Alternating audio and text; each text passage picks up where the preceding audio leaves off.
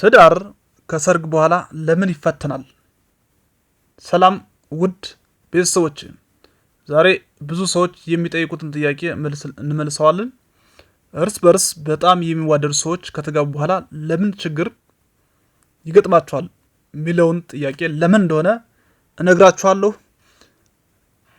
በአካባቢያችሁ በጣም የሚዋደዱ ወይም ተዚህ ሶሻል ሚዲያ ላይ በጣም የሚዋደዱ አይታችኋል? ጥንዶች በጣም የሚፋቀሩ በሰርጋቸው ደስ የሚል አላባሳቸው ደስ የሚል ፎቶቸው ደስ የሚል ኢቭን በፍቅር ጊዜያቸው በጣም የሚዋደዱ ደስ የሚሉ በኋላ ግን ትዳር ውስጥ ሲገቡ ሲፈተኑ እናያለን። ታያላችሁ፣ አይታችሁም ይሆናል። ስለዚህ ከሰርግ በኋላ ትዳር ከሰርግ በኋላ ለምን ይፈተናል የሚለውን ጥያቄ እንመልስላችኋለን ማለት ነው። ለምን እንደሆነ እነግራችኋለሁ። እርስ በርስ በጣም የሚዋደዱ ሰዎች ከተጋቡ በኋላ ለምን ችግር ይገጥማቸዋል? ብዙ ሰዎች ከሰርግ በፊት በፍቅር ደመና ላይ ያሉ ይመስላሉ። ሽርሽሩ፣ ጨዋታው፣ ሳቁ፣ ሁሉም ነገር ቆንጆ ነው። ሁሉም ነገር ቀላል ነው። ነገር ግን ከሰርግ በኋላ እውነተኛው ህይወት ጉዞ ይጀምራል። ዛሬ ትዳር ከሰርግ በኋላ ለምን እንደሚፈተንና እነዚህን ፈተናዎች እንዴት ማለፍ እንደሚቻል እንመለከታለን። የመጀመሪያው የፍቅር ስሜት ሲቀንስ እውነታው ይታያል።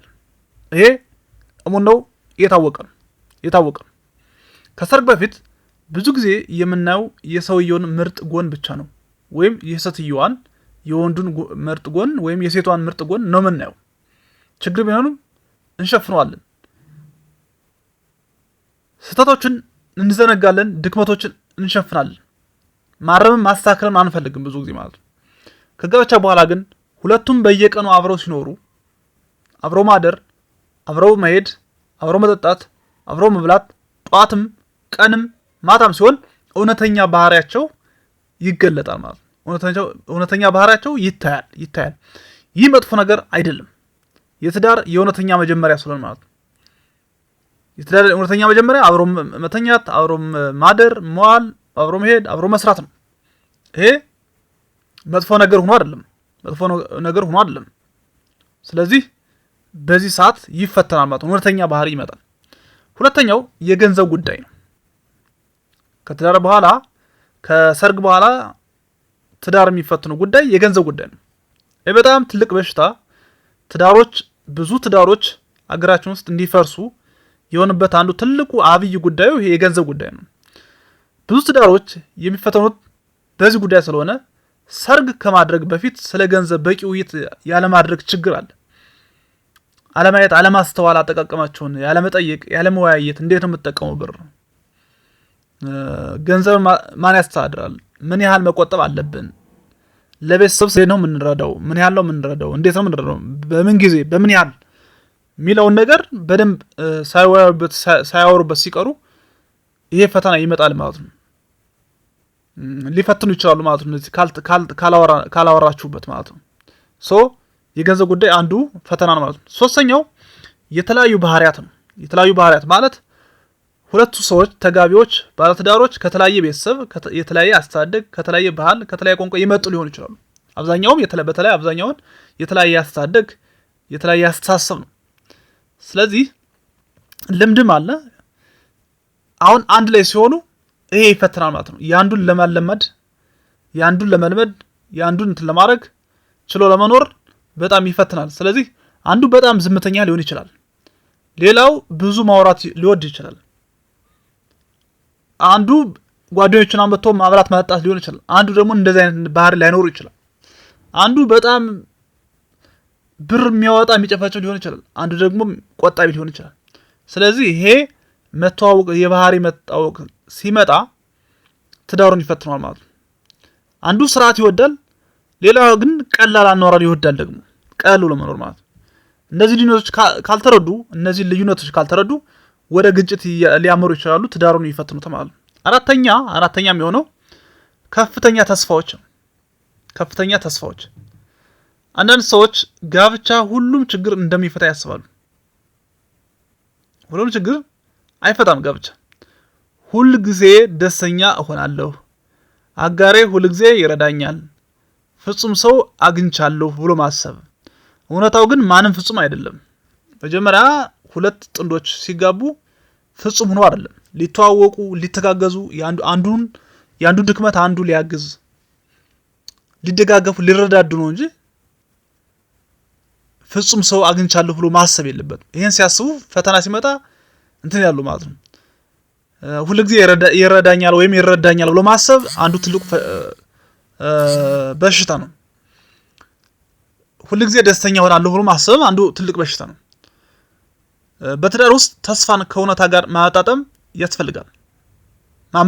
ማጣጣም ያስፈልጋል ማለት ነው። ስለዚህ ከፍተኛ ተስፋዎች ወይም ኤክስፔክቴሽን የምንለው በእንግሊዝኛው በጣም ፈተና ነው የሚሆነው ማለት ነው። አምስተኛው መግባባት ሲቀንስ ደስተኛ ትዳር ያላቸው ጥንዶች ልዩ ችግር ስለሌለባቸው አይደለም። ደስተኛ ሆኖ የምናያቸው በሚዲያውም በተለያየ በአካባቢያችን በጎረቤት የምናያቸው ችግር ስለሌለባቸው አይደለም፣ ስለማይጋጩ አይደለም። ችግራቸውን ስለሚያወሩበት ነው፣ ስለሚወያዩበት ነው። ችግር የሌለበት ትዳር የለም ሲጀመር ማለት ነው። ብዙ ጊዜ ትዳርን የሚያፈርሰው ችግሩ ሳይሆን ስለ ችግሩ ያለ አለመነጋገር ነው። ስለ ችግሩ ያለን አመለካከት፣ ችግሩን ያለማውራት ቁጭ ብሎ ያለመፍታት ችግር ነው እንጂ ችግሩ ራሱ በራሱ አፍራሽ አይደለም ማለት ነው። በራሱ አፍራሽ ፈተና የሚሆን አይደለም ማለት ነው። ያለመነጋገር ነው ፈተና የሚሆነው። ቁጣ መደበቅ፣ ዝም ብሎ መቆየት፣ ስሜትን አለመግለጽ፣ እነዚህ ቀስ በቀስ ግንኙነቱን ያደክማሉ ማለት ነው። ስድስተኛውና ሌላው ቀጣዩ ከውጭ የሚመጡ ጫናዎች ፕሪፕሬጀር የምንለው ከሰርግ በኋላ ህይወት እውነተኛ ኃላፊነቶች ታመጣለች። ከዚህ የስራ ጫና ይመጣል። በስራ ጫና በገንዘብ ጉዳይ ልጆች ሲወለዱ የሚመጣ ባህሪና የሚመጣ ጸባይ አለ። የቤተሰብ ግዴታዎች፣ የቤተሰብ ሁኔታዎች፣ የጓደኛ ጫናዎች፣ የጤና ችግሮች ይመጣሉ። እነዚህ